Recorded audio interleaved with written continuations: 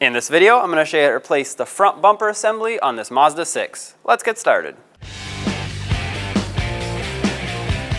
On each side at the top under the hood, you'll see that there's supposed to be two Phillips headed screws, or bolts really. They're machine threads, so mine is different here, but they're supposed to both be the same. Take a screwdriver and unthread them both. Once again, this is going to apply to both sides. This is what they look like.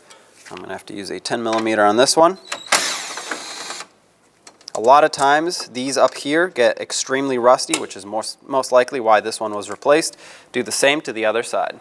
Let's remove the two 10mm bolts that hold on the air intake here.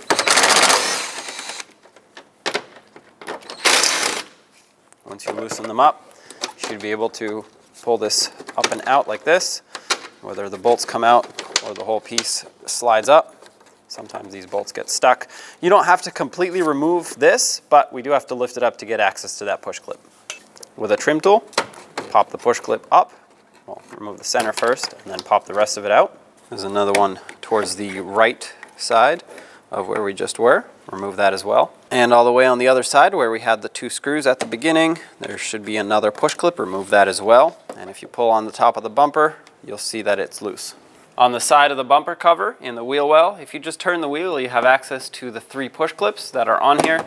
Use the same trim tool, pop them all out. We have to free up the fender liner from the bumper cover.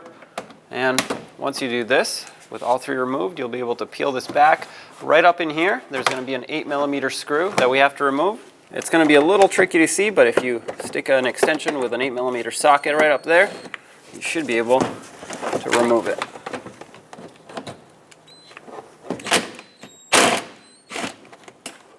There it is. Underneath the vehicle, you'll see several 8mm headed screws. Start here and just go on the perimeter of the bumper cover and remove them all.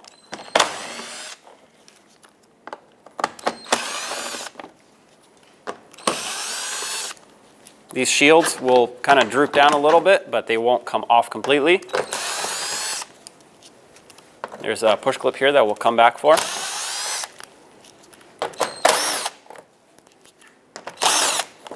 There should be three more screws on this side. Let's get the two push clips that were here.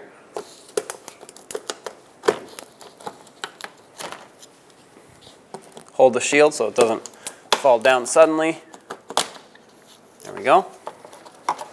Looks like it is also clipped in over here, or hooked in I should say.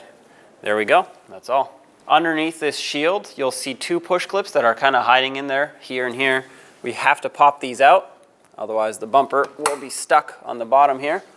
Now these are kind of gummed up with a bunch of sand and debris, so a lot of times they're difficult to remove, and if you break them, you're going to have to source new ones. Just work them back and forth. Eventually they should break free and come out. There we go. If your vehicle has fog lights, unplug the wiring harness, press on that connector, wiggle it off till it comes off the bulb. There we go. And we're going to have to pop the wiring harness off of this retainer. Do the same on the other side. Reaching in from behind the corners, pop the front bumper off of the fender. It's got a bunch of clips, and follow it along at the top here. We're going to do the same on the other side. At this point, all of the hardware is off, so we are left with just two big alignment pins here and here. They go into the body of the vehicle, and they're sort of like push clips at the same time, so you have to grab and pull firmly.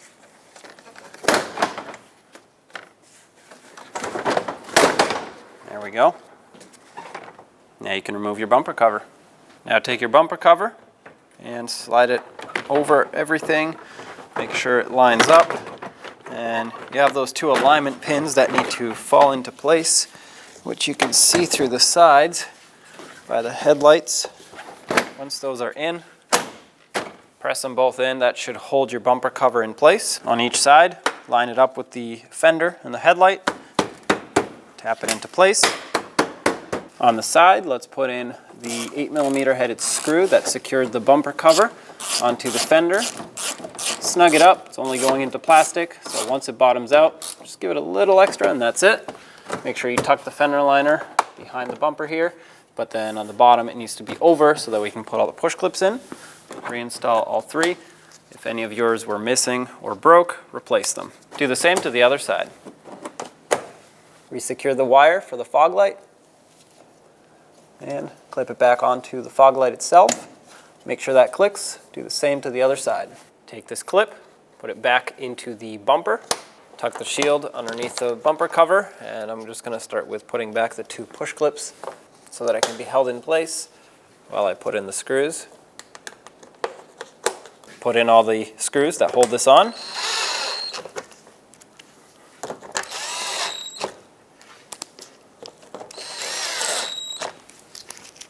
Oops.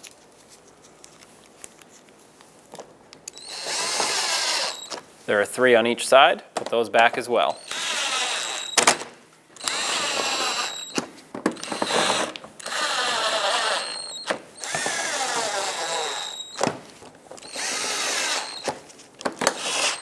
Let's reattach the bumper at the top with the 2 bolts. Mine has a bolt, 10mm head bolt here. Yours should be a Phillips head. Let's get the Phillips head in. It's a good idea to put some anti-seize on the threads of these to prevent them from rusting in the future. And when you tighten them up, just give them a little snug after they bottom out. You don't need to go very tight on those. Do the same on the other side. Reattach all the push clips at the top, lock them in. Just go along and resecure all of them. Lift up the air intake here. Get that push clip on. There we go. You can set this back down. We'll come back in a second and tighten those up, but get the last push clip in. Take the bolts and start them back into their threads. And snug this up.